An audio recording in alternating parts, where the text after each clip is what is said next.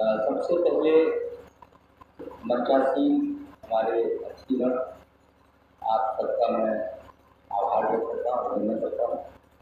और सामने विराजमान आदरणीय विनोद पांडे जी, आदरणीय जोरदार साहब और कन्हैया और आसपास के जो वरिष्ठ नागरिक हैं, आप सभी को मैं प्रणाम करता हूँ।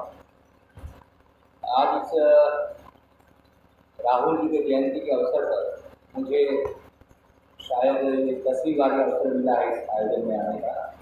विगत एक दशक से मेरा सौभाग्य है कि मुझे इस जमीन को खड़ा होने का अवसर मिलता रहा है। करीब 10 साल पहले हम लोगों ने यहाँ एक नाट्य कार्यशाला लगाई थी, उसमें संचालन कर रही राजेश्वरी भी थी और भी लोग बैठे, बहुत सारे लोग रहे। मेहरारू की दुर्दशा नाटक हम लोगों ने यहाँ तैयार किया था, तो एक शानदार मंचन किया था। तो उसके बहाने मैं अपने आप को राहुल जी से जुड़ा हुआ महसूस करता हूँ कि कम से कम मेरी विधा है, तो मेरी कला है, उसमें थोड़ा सा अंश मात्र ही राहुल जी के काम आ पाया और उनके लिखे हुए नाटक को मैंने यहाँ के बहुत होनहार बच्चों के साथ मैंने वो मंचन किया। उसमें इस विद्यालय परिवार का बहुत योगदान था, क्योंकि अमूमन नाटक कला लोग इसलिए नहीं कराते, मंचन की बहुत खर्चीली विधा है। मनोहर जी ने वो साहस दिखाया था, तो एक अच्छी खासी दोस्ती हुई थी, वो मुझे याद आ गया। बहुत सौभाग्यशाली हैं मनोहर जी और उनका पूरा परिवार। चले गए फौजदार सिंह जी, उन्होंने अपने शारदा सिनेमा हॉल का पूरा हॉल हमें दे रखा है निःशुल्क, और मैंने तो कई बार बुलाया कि अपना नाटक देखने आइए, वो कभी नहीं आया। लेकिन मदन जी जिसको चाहते हैं उसको लेके चले आते हैं। मैं कल शाम से तैयार था कि आज भी चल रहा, तो मदन जी की ये निष्ठा है, मदन जी का समर्पण है, प्रेम है, इसके लिए वो साधु आपके पास है। मंच पे मेरे मामा बैठे हुए हैं, बचपन में ही स्कूटर के आके हैंडल पकड़ के खूब घूमा। मामा मेरे घर के सामने सुबह शाम आते जाते हैं, लेकिन मेरे घर नहीं आ पाता। तो ईर्ष्या हो रही है मदन से, ईर्ष्या हो रही है कि अरे मामा यहाँ बैठे हुए। बहरहाल ये सब ऐसी मैं बहुत निजी बातें कर रहा था, बहुत गंभीर बातें इस मंच से उठ गई हैं। अभी युवा साथी विद्यार्थी ने जो बातें कही हैं वो निसंदेह आज के समय के सबसे महत्वपूर्ण पहलू है, जिनमें विमर्श होना चाहिए, चिंतन होना चाहिए।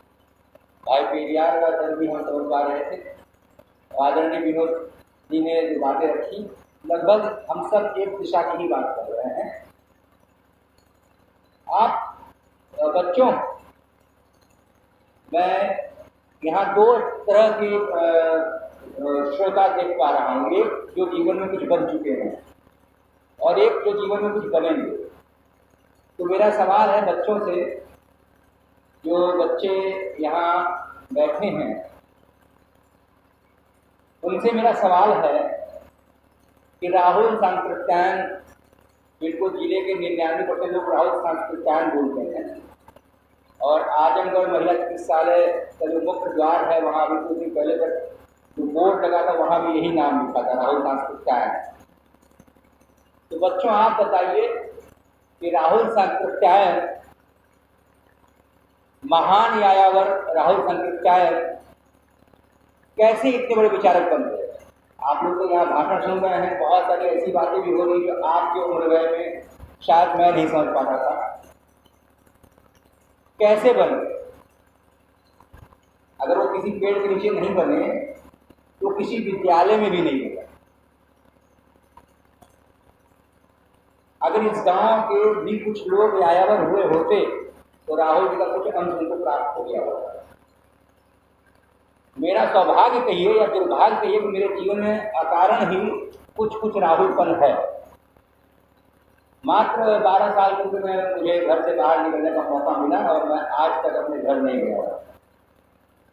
वो भटकाव कभी मुझे बनारस ले जाती है, वो भटकाव में कभी दिल्ली ले जाती है, वो भटकाव कभी मुझे भोपाल पटना कहीं ले जाती है, वो भटकाव कभी मुझे रामचरित मानस के पास ले जाती है, कभी कालमानस के पास ले जाती है, कभी भगत सिंह को पढ़ता हूँ, कभी राहुल को भी थोड़ा बहुत पढ़ लेता हूँ, कभी टैगोर को पढ़ता हूँ, प्रेमचंद को पढ़ता हूँ। नागर को पढ़ता हूँ, परसाई को पढ़ता हूँ, तो कभी किसी ओनिल को पढ़ लेता हूँ। थोड़ा थोड़ा मैं सबके पास भटकता रहता हूँ। और राहुल जी के उस विचार से एकदम प्रभावित होगी। अभी थोड़ी देर पहले जो मेरा विचार था वह शुरू था, उसको बदल दे, काट दे, निकाल बदल दे, और जो नया विचार है जो अपने अनुभव के आधार पर है उसको हम अंगीकार करें। आप देखिए पूरे रामायण कथा में एक जामवंत है, तुलसी के रामायण में एक जामवंत है। जामवंत का आप देखेंगे तो उन्होंने क्या किया था, अगर आपको राम की कथा पता है तो जामवंत ने क्या किया था। जामवंत ने पूरी सेना को सिर्फ मति दी, बुद्धि।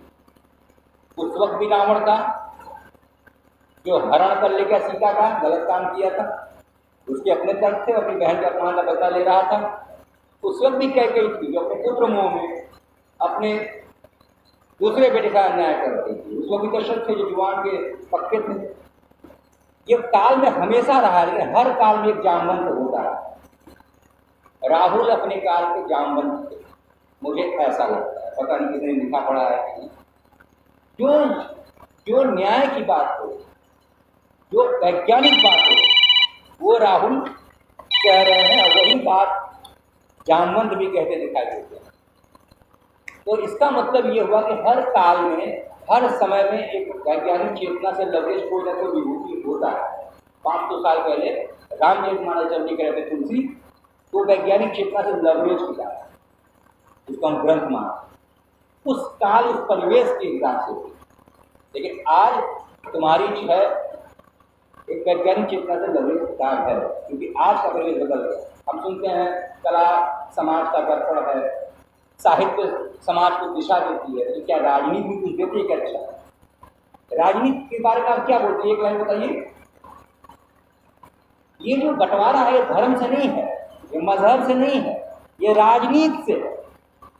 राजनीति ने धर्म को और मजहब को अपनी चेली बना लिया है और जैसे चाहता है वैसे नचाता रहता है। तो हमें धर्म के खिलाफ नहीं जाना चाहिए। राहुल भी बौद्ध धर्म की तरफ गए थे। मैं इससे मेरा खुद का मानना है कि राहुल के भीतर एक आध्यात्म था। तो जो भटकाव है, जो भटक रहे हैं, तो एक आध्यात्मिक चेतना के वजह से। पता नहीं उसको उन्होंने कुछ लिखा नहीं, मैंने पढ़ा भी नहीं है, लेकिन मैं महसूसता हूँ क्योंकि मेरे भीतर एक राहुल बन है। मैं भटकता हूँ तो पाता हूँ कि हर चीज़ रामचरितमानस में हर चीज़ गलत नहीं है, कुछ चीज़ें बहुत अच्छी भी।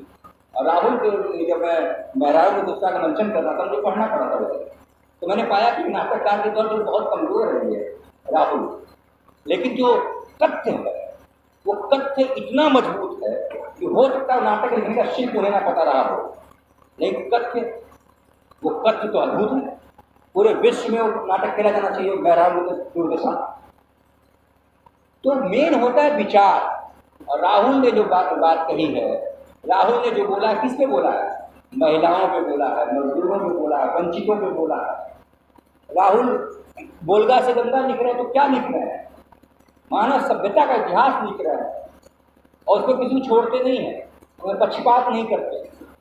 तो ये हमें देखना पड़ेगा। बच्चों, आप अगर कनैला के विद्यालय में पढ़ते रह गए तो आप राहुल सत्यायन के जीवन पे उनका अनुसरण आप नहीं कर पाए। भटकाव बहुत जरूरी है। राहुल की तरह अपने जीवन में भटकिए, और भटकने का जो सबसे अच्छा सहारा है वह किताबें। किताब पढ़ें और पेड़ नीचे पढ़िए, कोई दिक्कत नहीं है। किताब पढ़ेंगे तो आप पूरे संसार से, भूत से, भविष्य से, सबसे भेंट कर पाएंगे और राहुल जी के मूल्यों, उनके आदर्शों की स्थापना कर पाएंगे। बाकी आज का जो राजनीतिक परिवेश है जिससे मंच से इशारा किया गया, आप में से बहुत सारे बच्चों से वाकिफ नहीं हैं, लेकिन मेरी पढ़ाई नहीं पूरी हुई थी, तो करीब 25-27 साल बाद मैं बीए कर रहा हूँ। तो पढ़ने के लिए मैं किताबें खोज रहा था तो नहीं मिली, पूंजी मिली। तो पूंजी से मैं पढ़ रहा था कि पर्यावरण और राष्ट्र निर्माण एक सब्जेक्ट है। तो करीब 350 प्रश्न मैंने पढ़े।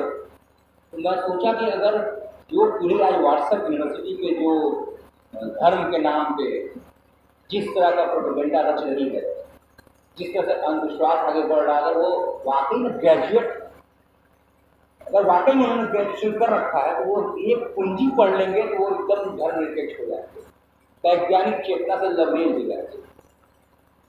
तो ये कैसे हुआ? ये कैसे हुआ कि मैं उस्ताद बिस्मिल्लाह खां युवा अवार्डी पुरस्कार पाया है मैंने नाटक के क्षेत्र में निर्देशन के लिए, और जब हिंदी नाट्य साहित्य का मैं वो पढ़ने आता हूँ कुंजी, तो उसमें लिखा है डाली के फूल नाटक के लेखक कौन, और मुझे नहीं मालूम। राहुल भाई विद्यार्थी जी, मैं कुंजी पढ़ रहा था हिंदी नाटक साहित्य, तो डाली के फूल का लेखक कौन है नाटक का, और मैंने विश्व नाट्य साहित्य पढ़ रखा है, मुझे इसका उत्तर नहीं पता था। ये जो सिलेबस बन रहा है ना, ये कैसा बन रहा है? समाज में समता के नाम पे, समाज में जन अधिकार के नाम पे 3 दशक पहले जो लोग उठ के नेता बन के आए और खूब नकल करवाया, उन्हीं के नकल से खूब नंबर लेके लोग पास हो गए, आज नौकरी में हैं और आयोग ने उनको नियुक्त कर रखा है, महाविद्यालयों में प्रिंसिपल बना दिया है। वही विश्वविद्यालय में सिलेबस में कुछ भी लिखवा रहे हैं, और अभिषेक पंडित जैसा नाटक कला का माहिर आदमी, उसको नहीं मालूम कि डाली के फूल के लेखक कौन है। या तो मैं जाहिल हूँ या सिलेबस बनाने वाले लोग जाहिल हैं। तो आप राहुल को जीने के लिए इन सिलेबस के भरोसे नहीं कर सकते। विज्ञान की अपनी समस्याएं हो सकती हैं, महात्मा गांधी के विचार हैं, इसलिए विज्ञान अगर जीवन से निकाल दिया जाए, विज्ञान का भी क्या मतलब? विज्ञान का होना जरूरी है। जैसे आजकल एक फिल्म बहुत चर्चा में आई थी, कश्मीर फाइल्स। तो मैं जात धर्म मैं नहीं मानता, मैं कोई रिचुअल्स का पालन नहीं करता, तो मैं नाट्यशास्त्र के हिसाब से बात करता। भट्ट मुनि ने जो नाट्यशास्त्र लिखा है, तो नाट्यशास्त्र में ऐसे किसी भी चीज़ के प्रदर्शन की मनाही है जिससे कि मन में घृणा पैदा होती हो। आप एक मनुष्य के तौर पे आप बहुत असहाय महसूस करते हो। तो अगर ये राष्ट्रवादी ताकतें नाट्यशास्त्र ही भूमिका कर लेती तो कश्मीर फाइल जैसी फिल्म नहीं बना। देखना यह है कि कला माध्यमों का, किताबों का, सिलेबस का, इन सारी चीज़ों का इस्तेमाल किस रूप में किया जा रहा है। अगर नकल ना हुए होते 3 दशक तक उत्तर प्रदेश में, तो डाली के फूल का सवाल उस कुंजी में नहीं आ रहा होगा, मुझे ऐसा लगता है। तो कोई ढंग की चेतना वाली सवाल आते कि महराम लेखक कौन है, वो नहीं आता। तो हमें समझना पड़ेगा इस बात को कि हमें आपको जात धर्म में बांट दिया गया है, और उसके आड़ में जो किया जा रहा है वो राहुल जी के सारे मेहनत को, 20 करोड़ साल के मनुष्य सभ्यता के इतिहास को जिन्होंने खंगाल के निचोड़ के आपके सामने प्रस्तुत किया, सारे के सारे उनके राहुल जी और राहुल जी की तरह के तमाम लोगों के सारे कठिन प्रयास को 1 दशक में खत्म कर दिया जाएगा। किसी को पंडित या महापंडित कहना कोई बुरी बात नहीं है। रविन्द्रनाथ टैगोर ने शायद कहा था ना, रविन्द्रनाथ टैगोर ने शायद राहुल जी को महापंडित कहा था। नहीं, किसने कहा था? अच्छा, काशी के पंडितों ने कहा था, हो सकता है कहा हो। राहुल जी और टैगोर जी मिले थे कि नहीं? राहुल जी और टैगोर की भेंट हुई थी कभी जीवन में?